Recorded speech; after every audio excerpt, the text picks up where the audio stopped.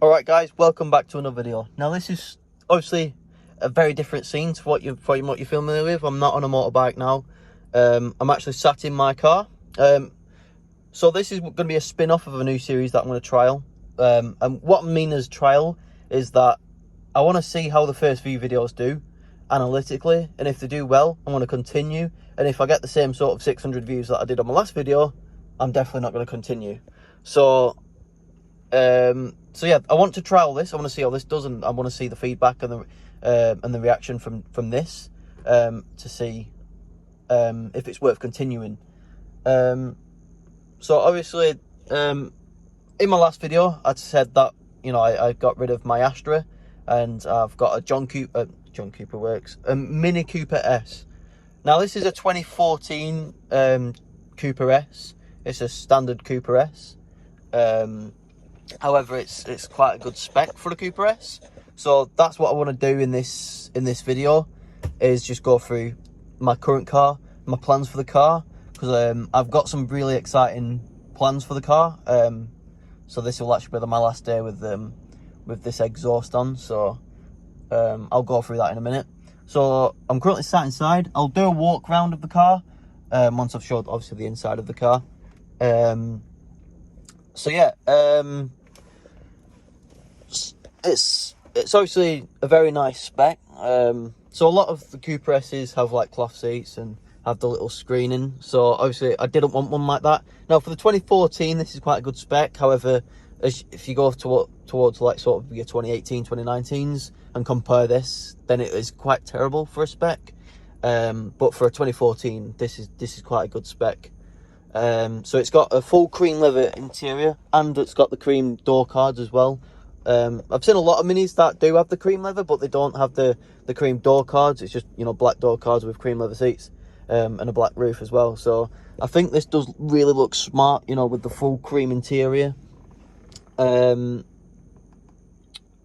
What was I going to say? Oh, on the screen, yeah. So obviously I definitely needed an infotainment screen. I had one in my Astra.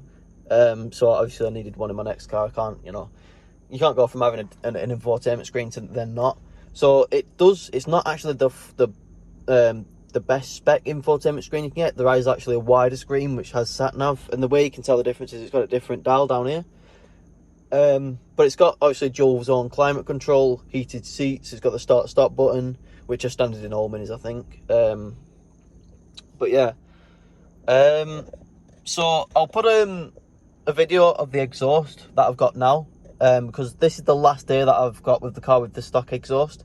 It's actually going into the garage tomorrow morning to have the standard John Cooper Works exhaust put on, which I managed to find off Facebook for £100, which I think is absolutely like an absolute bargain. So the difference between the Cooper S and the John Cooper Works is that the John Cooper Works has got, I think, a stainless steel exhaust from stock, whereas this is, I think it is stainless steel, but it's just a bit more muffled and a bit smaller tips on the end, which makes it sound a bit more quiet. But it does pop and bang in sports mode. But on the John Cooper Works, it's a little bit more enhanced, and the exhaust is louder from start up, whereas this isn't. This is it does sound like a normal car. It does sound like a hot hatch, but it's just not where I want it to be. But that's not all. It's also booked in to go back into a different garage on Monday.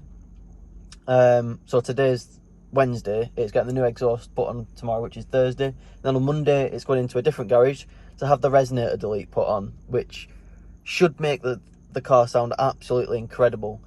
So the entire thing, it's currently for the exhaust and for the res delete, it's currently costing me £220. That's not including the fitting that's going to cost me tomorrow, which he said it's going to be roughly about £40, depending on how easy the exhaust to get off is and whatever else.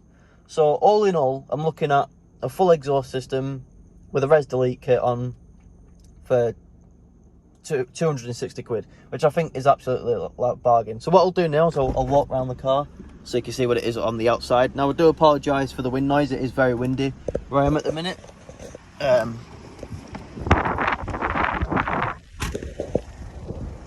So this is it. This is the Cooper S.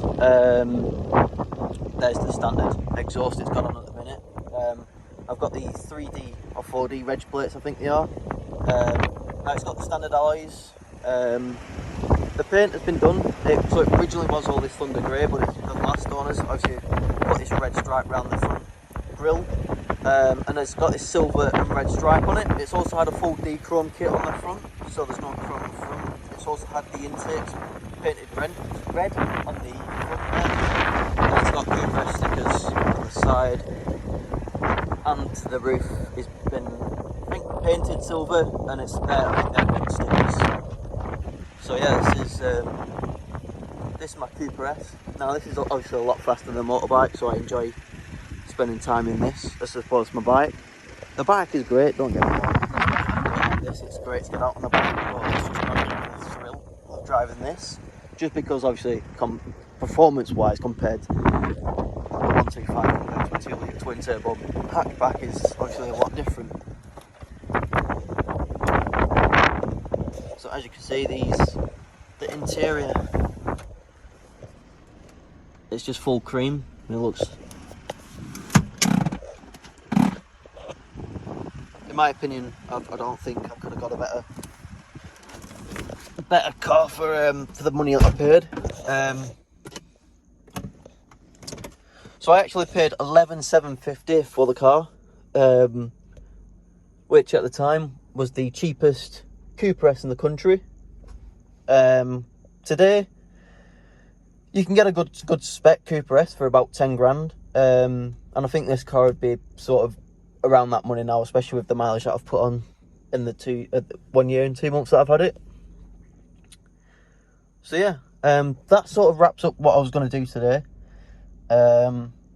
I'll either make a new video on the new exhaust, or I'll just add it onto this video.